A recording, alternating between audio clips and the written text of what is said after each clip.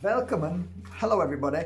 Oh, Mr. Bajerski, what time do you call this? I know, slap on the wrist, you're right. Sorry guys, I've been really busy. We've had a lot of orders for Christmas and we've been working on a lot of Christmas special gift offers and boxes and things because, well, people are asking, so yay! All right, we're going to do our angel card reading today. Close your eyes, Mr. Bajerski, grab a card and give the message today. From my heart to yours. There you go. There's your message. Life is simple. Truth sits patiently waiting for the day when we open our hearts and understand that life is simple. It is only our minds which complicate our paths. Fantastic. Short but sweet. How true that is. When I was walking my two schnauzers many years ago, it wasn't like a thunderbolt and lightning strike, but it certainly made me stop and think and feel. What is the difference between the mind and the difference between this beautiful heart of mine? Why have I become so separate? Why is it becoming further and further away? Why isn't it becoming more and more connected? And I think there's something so powerful in meditation, because the physical body kind of manifests to a frequency of the heart energy, or the heart, the consciousness, the soul, the source. And when you are out of frequency, when you're just in your mind and you're constantly worrying and fearing and thinking about time and oh, I don't want to upset this person or that person, that frequency in the mind is such a dense, heavy creation. And then it's like a rock to water. They're completely different. They just doesn't absorb, just doesn't go together. Go into meditation and you find that rock just dispels into a beautiful energy where these two fit together. So truth sits patiently waiting for the day that we open our hearts and understand that life is simple. And there is so much truth in simplicity, and we try to complicate everything. We try to look at worst case scenarios. Hey, I'll hold my hand up. I can easily be like that when I'm around people who are like that. But actually, life isn't difficult. We make it difficult. We see things as a problem. We see obstacles. We see challenges. We see worries and fears. We see the worst case scenarios. That isn't making life simple. That's making life complicated. And I was sat having a coffee, having a chat with a friend, and I've often said to you guys that when things are meant to work out, they kind of just flow. And he said the exact same thing, and I said, yeah, most people just don't get it.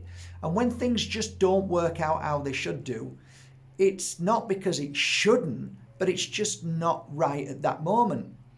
And we tend to use our mind by saying, why? It's all going wrong? It must be my karma. I must have bad luck. And actually, it's the furthest from it. So your mind sometimes is your worst enemy. So by meditating, that is the secret to this. By meditating, you find that you just let go of the mind. Your mind shuts down. Because when you meditate, there's only one path.